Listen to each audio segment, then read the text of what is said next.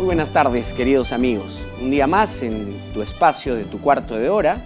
Tenemos una invitada muy especial. Estamos con la magíster Milagros García Matos. Ella es abogada, donde el día de hoy nos está presentando un libro, pero también vamos a hablar sobre algo fundamental en donde yo siempre tengo muchas dudas, y así es que esta ha sido la oportunidad perfecta para poder dilucidar todas estas.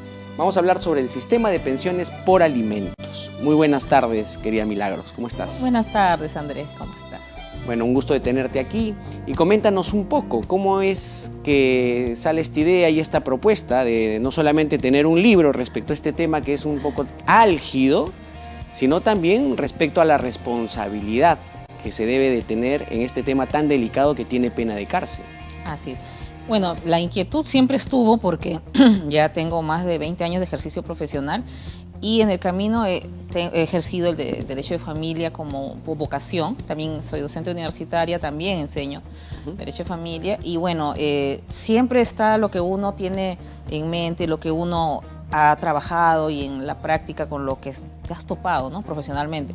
Y yo en algún momento quise escribir un libro para plasmar en él todo lo que debemos de saber. Es como el ABC, porque es un manual. A ver, está dirigido a estudiantes de derecho, a colegas que recién, o abogados jóvenes que recién van a incursionar en el mundo del derecho, y que todos los abogados empezamos por un proceso de alimentos. O sea, los primeros procesos que tenemos son esos. De es lo que normalmente un egresado empieza a tener este tipo de casos. O cuando estás ya en los últimos años de ciclos de derecho. Yo quiero que me aclares algunos temas que son fundamentales. Sí. ¿Tú consideras en principio de que la pena de cárcel tenga que ser la pena que pueda exigir al padre de familia cumplir con sus obligaciones, o viceversa, porque también puede ser la madre de familia, ¿verdad? También los hay, porque también están obligadas siempre y cuando no convivan con sus hijos, entonces sí tienen la obligación de otorgar alimentos. Mira, la pena de cárcel, lo que sucede es que el no otorgar alimentos es un delito. Es un delito contra la familia. Y ese delito está tipificado en el Código Penal como omisión a la asistencia familiar.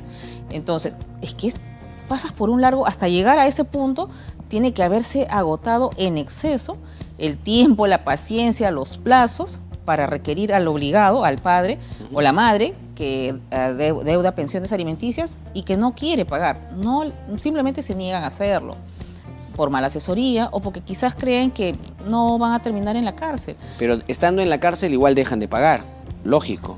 Pero créeme que he visto casos que han sido condenados, los obligados, y han sido internados en un penal y han pagado rapidísimo. Porque para eso sí, como sea, sacan dinero, ya sea de su familia, ya sea de amigos, o sea, inclusive hay personas que tienen negocios, sino que dicen que no tienen cómo. Pero al respecto ya la norma ha cambiado y el 24 de abril de este año se ha expedido el decreto legislativo 32.006. Con esa normativa ya nos olvidamos de mentirle a los jueces, porque antes decían, bueno, no tienen cómo probar, al contestar la demanda, el demandado presentaba una declaración jurada y decía, bueno, yo no tengo un trabajo estable y solamente percibo ingresos ocasionales ascendientes a 1.000 soles mensuales. Y el juez lo tomaba por cierto, porque no había cómo acreditarlo. Pero ahora ya no. A partir de la dación de este decreto legislativo, los jueces tienen la facultad de solicitar en línea la información a la SUNAT, la Superintendencia de Banca y Seguro, las administradoras de fondos de pensiones y el Ministerio de Trabajo. Estos 5 entes del Estado tienen que adecuar en sus plataformas respectivas, no van a informar a los jueces ya no les van a pedir o rogar mediante un oficio la información, sino tienen que adaptar una plataforma, en sus plataformas respectivas, un acceso directo para que el juez, porque esta norma faculta al juez a que ingrese en línea, que él mismo obtenga la información de todos estos entes. Así, ¿y de todos los sistemas bancarios también? De la Superintendencia de Banca y Seguros.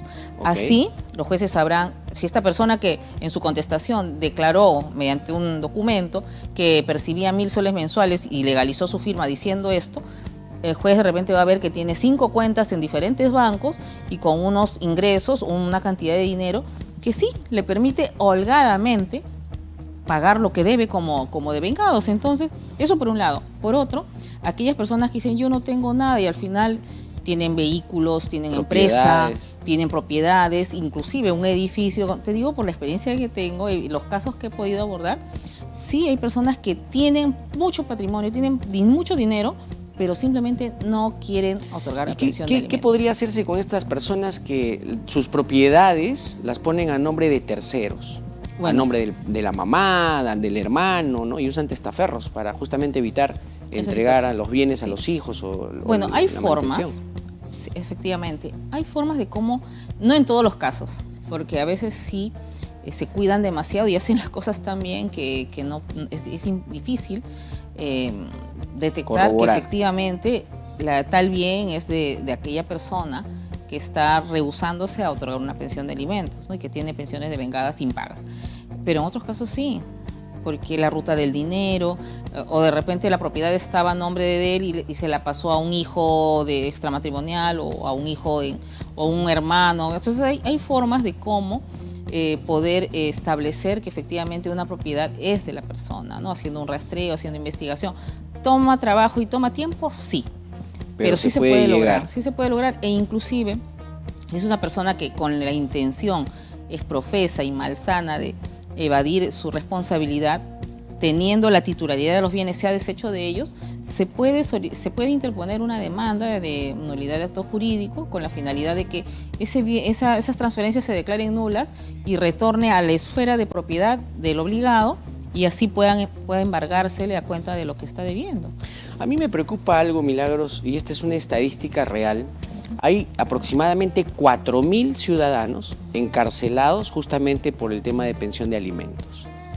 De esta tasa, de esta gran cifra que tenemos de encarcelados, al margen de que ya tenemos todas las cárceles que están superpobladas, Sí. ¿no? De delincuentes y etcétera, etcétera, mezclarlos a ellos con el padre irresponsable es un tanto lógico. Fuera de eso, ¿qué porcentaje de estos presos, no sé si tengas conocimiento, cumplen con pagar lo que tienen que pagar y salen de la cárcel? Es decir, o sea, el juez te sentencia, vamos a suponer, a 4 años efectiva, pero sin embargo haces todo lo posible para pagar de manera inmediata, pagas, y sin embargo te quedas en la cárcel. No. ¿Cómo funciona? Explícanos, por favor. Paga y puede, puede salir, puede solicitar su libertad. O sea, hay procedimientos que sí lo permiten. Es más, en pandemia, para los efectos de no tugurizar las cárceles y por los contagios, se expidió una normativa que permitía precisamente para deshacinar los penales y sobre todo se hizo énfasis en el tema de la obligación, en los delitos a los que estaban internos por la comisión del delito de omisión a la asistencia familiar. Se les brindó facilidades, o sea, pagaban y salían de la cárcel, salían de los penales, ¿no? El tema es que también falta asesoría.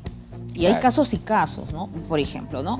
Un padre que tiene una condena en libertad, pero tiene dos devengados que cobrar. Entonces el segundo, o hay padres que no han pagado la primera, no han condenado y no pagan, ya tienen otra cantidad de devengados que ya del mismo modo ya entró a un proceso penal ante la fiscalía para tener la misma suerte. Entonces hay padres de que, bueno, el juez puede tener cierta consideración cierta consideración para los efectos de condenarlo y que esté en libertad. Sin embargo, si esta misma persona demuestra que tiene una conducta que para nada ha cambiado para cumplir con su obligación Para seguir alimentaria. cumpliendo. Exacto, entonces ya tiene otra denuncia penal, ya tiene su audiencia, ya va a ser sentenciado, entonces ya el juez ya no va a Mira tener... con otros ojos. Exactamente, ya Y no va a dime- tener... Y si tiene porque te digo que hay gente que tiene 3 hasta 4, ¿no? Y ellos, o sea, ya no van a correr la misma suerte. Y dime una cosa, ¿qué hacer con estos padres o madres de familia que lamentablemente están involucrados en las drogas, que están con problemas de salud mental y no pueden asumir la responsabilidad de ser padres o madres y simplemente no pagan porque no están enfermos Y no solamente eso, pueden ser, por ejemplo, personas que tienen cáncer. o tienen alguna enfermedad terminal? Exacto. Yo he visto un caso de una pareja en donde el padre efectivamente estaba enfermo, ¿no? Y la mujer, sin importarle absolutamente nada, lo denunció, lo demandó y está hoy por hoy a punto de ir a la cárcel. Es más, creo que ya está con requisitoria, pero sin embargo está en una crisis terrible de enfermedad, ¿no? Claro, hay casos y casos, Andrés. En ese caso es atendible. Lo que sucede es que en materia alimentaria si se cambian las circunstancias personales de los menores, ya va una sentencia de alimentos de hace 10 años, a la fecha ese niño es un adolescente, ya está en la secundaria o ya está terminando el colegio para ir a la universidad.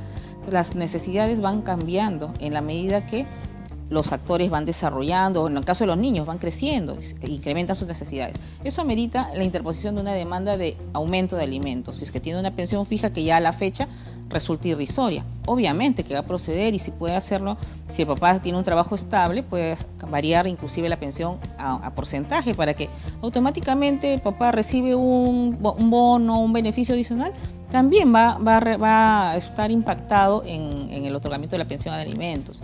Pero así como ese es un tema favorable al alimentista, también lo hay en función a cuáles son las circunstancias personales del demandado.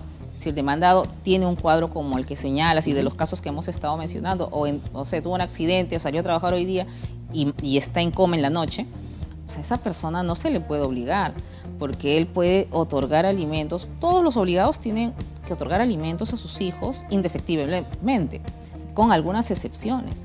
Cuando se pone en riesgo su propia subsistencia, como en los casos que estamos mencionando, definitivamente la norma establece, o sea, nuestra legislación prevé que pueda inclusive exonerarse de otorgar alimentos. Okay. ¿No? Si la madre está en condiciones, qué bueno, pero si el padre está en una, como tú señalas, cáncer terminal, está en un estado de coma, o qué sé yo, se puede reducirse dependiendo de la enfermedad de papá, o por ejemplo en pandemia, ¿no? Muchos papás perdieron el trabajo o se vieron obligados para mantener su trabajo, negociar con los empleadores y reducir sus ingresos, ¿no? Ganaba 10.000, qué bacán. No, pero se reduce la pensión. También, claro, se reduce. Es parte de la pensión. negociación que se puede dar, y definitivamente este es un caso que hay que tocarlo, creo que de manera consecutiva, más que todo para poder informar a la ciudadanía. Yo voy a pedirte, por favor, Milagros, que nos puedas acompañar. Acabas de escribir un libro, aquí lo tenemos, ¿no? Sí. El Manual de Proceso de Pensiones por Alimentos. Mi primer libro. ¿Ya lo presentaste? Todavía, porque estoy haciendo la gestión ante el Colegio de Abogados, supongo que se están... Genial. Se demorando, viendo las bueno, fechas, ¿no? Tienen yo una agenda muy importante. espero que para tu presentación nos puedas invitar y podamos supuesto. Conversar un poco más. Lamentablemente, en este pequeño espacio, el tiempo es nuestro peor enemigo. Así es. Yo quiero agradecerte, Milagros, y agradecer a cada uno de ustedes, queridos amigos, por acompañarnos semana a semana en Tu Cuarto de Hora, y esperemos poder volvernos a ver, Dios mediante, con más invitados en el transcurso de esta semana. Muchísimas gracias y muy buenas tardes. Desde la visión del Quillincho, nuestro pasado traído al presente con halo de misterio.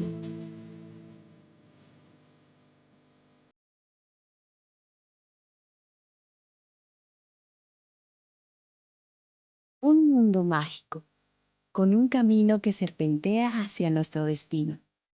Condorjocha, en los Andes de Ayacucho, Perú, donde las piedras ancestrales decoran su morada con alfombras de cultivos de papa. Es el manjar que nuestros antepasados domesticaron desde este germen dulce.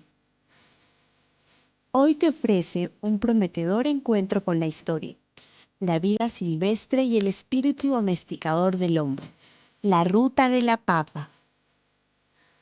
Un recorrido para conocer desde la papa silvestre hasta 910 variedades de papas nativas, 53 variedades de machua, 50 de oca y 20 de oyuco. Recibe y disfruta el beso de novia.